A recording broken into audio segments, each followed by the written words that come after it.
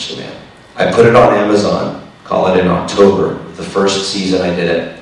And by November 15th or so, I had over 600 sales. And I had no inventory. And I promised everybody they would get their product by before Hanukkah, which was December 12th that year, something like that.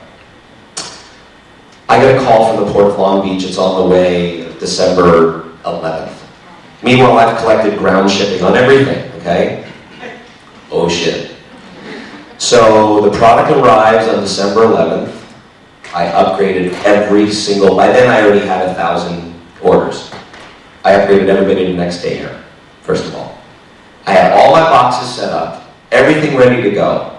And I started pulling, it was easy. I had FedEx labels done, I was doing this all out of my garage. And then I started pulling out the stars. The samples that I got before that were awesome. But the production, all of a sudden you're rattling. The coils that go inside the stars were falling out. The paint was peeling. And I said, I gotta do what I gotta do. So I put every order out, I fixed the ones I could, and I shipped everybody on my dime next day air. Now this is a really important thing to think about, especially for e-commerce, because service is king. I went upstairs after I did that, and I wrote an email personally to 1,000 people. And I said, here's the story. The quality, we had problems. We upgraded you for shipping. If we fixed the ones we could. If it fails, this is how you fix it. And if you don't want it, no problem. Don't return it. Just let me know. We'll refund your money. Any guesses on how many returns and requests for refunds I actually got out of 1,000? 10. Changed the world. So service.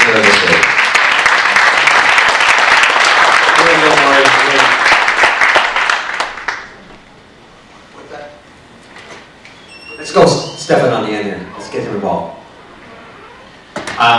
So when we were thinking about what to innovate on, we weren't really thinking about the product. I'm sort of more an online marketing guy, and so we see ourselves as like an internet marketing firm that happens to own a surf brand. So then and I had a different company before this, which was a poker chip company, just selling high-end poker chips online. So when I looked at the paddleboard market, a buddy of mine took me out paddleboarding. It was a lot easier than surfing, pretty fun. I thought this is cool, and I looked at the search statistics. It was an industry that was blowing up, growing 100% a year, and I looked at who was competing there, and there was probably 80 brands competing, so we weren't even very early in the industry, but they were all selling through the traditional distribution channel. So they have wholesalers, distributors, salespeople, and these paddleboards were expensive. They were like, $1,200, $1,500. A $1,500 paddleboard, $1,000 of that cost is in the distribution channel. So I said, screw this, we're just going to sell this thing direct. So instead of innovating on the product front, which is what a lot of people, I think, especially on Shark Tank, businesses think, what's my product going to be? What's my product going to be? Where, that's probably only a third of the game in today's world because of the way the internet is connected. You can innovate on the marketing front. For the first 3 years that, we grew from was basically until we did 3.1 million our third year, we didn't advertise. We didn't spend a dime on advertising, and we were stocking out constantly. So we were innovating on the marketing front, we were innovating on the distribution front, and now we're innovating on the HR front. We're sort of changing our company culture, and this is due to a book this lady right here wrote about branding. What's the name of the book again? What Great Brands Do.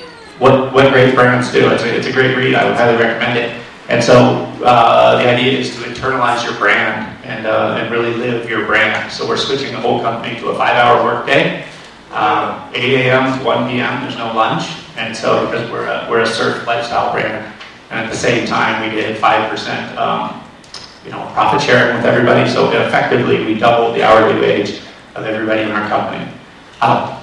And so one example of this sort of innovation on the distribution front without even changing the product at all. I mean, we did innovate on the product front a little bit, but that was not our focus.